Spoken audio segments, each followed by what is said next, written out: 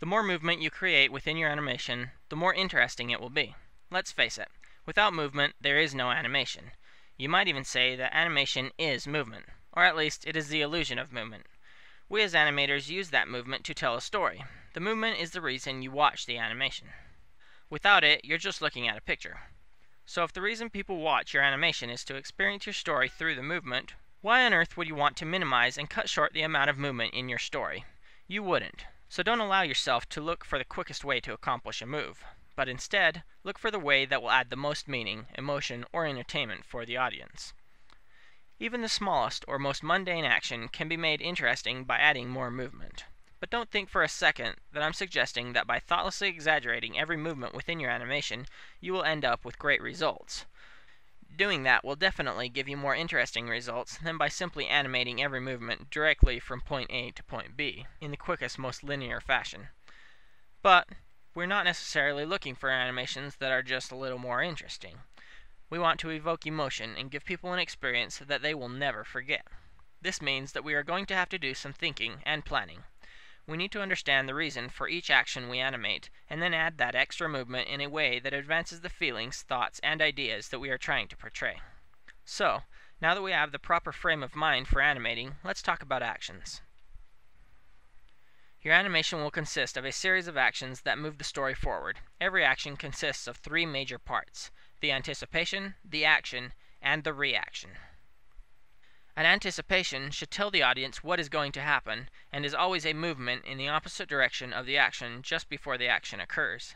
The action is pretty much self-explanatory, is just whatever is going to happen. And the reaction is anything caused by the action. If the action is a ball falling, then the reaction is the ball compressing when it hits the ground, and then bouncing back into the air.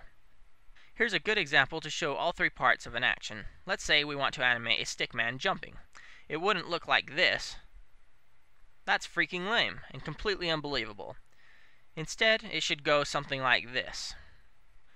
We would start it off with the anticipation of the jump, and we do that by showing a movement in the opposite direction of the action.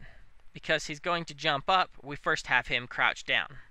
Then, we show the action of him pushing off and rising to the top of his jump. And of course, every action has an equal and opposite reaction, therefore he will eventually fall back to the ground. His legs and back will bend to lessen the pressure, and his entire body will compress before finally returning to a standing position. As you can see, the action isn't complete without the anticipation and reaction. So, just remember that for every action, you need to first tell them what you're going to do it, and then tell them what you've done. If you've studied animation for any amount of time, there's a good chance you've heard the expression animating on ones or animating on twos. If not, that's okay, because I'm going to go over what it means right now. The concept is fairly simple. We know that animation is a series of images strung together to create the illusion of movement, and your animation's frame rate is the amount of images required to create 1 second of animation. Therefore, if your frame rate, or frames per second, is set to 30, you have to have 30 images to create 1 second of footage. And if that seems like a lot to you, then you're going to love what I'm going to tell you next. Because the fact of the matter is, you don't have to draw a different image for every frame of your animation. You can actually get away with making only 15 drawings and having each drawing last for 2 frames, or 2/30ths of a second. And just like that, you're able to cut your work in half. And what's cool is that this isn't cheating. It's an industry standard, and everybody does it. So you don't need to worry that your animation is going to look half-assed or choppy. However, it's important to know that there are times when you don't want to animate on twos. For example, when you are animating quick movements such as a character running really quickly, you would want to switch over to animating on ones, but as soon as the quick actions are over, you can jump right back to animating on twos again. Here's something that has really helped me streamline my animation process. When you're animating on twos, place your keyframes on odd numbers, and when you're animating on ones, simply fill in the even frames also. Doing this will help you keep more organized and will help you transition back and forth between ones and twos really easily. Okay, so we've talked about how adding more movement to your animation will make it more interesting to your audience. We've gone over how every movement needs to have 3 parts: the anticipation, the action, and the reaction. And we've talked about being able to animate using either ones or twos depending on whether you're animating a slow movement or a fast movement.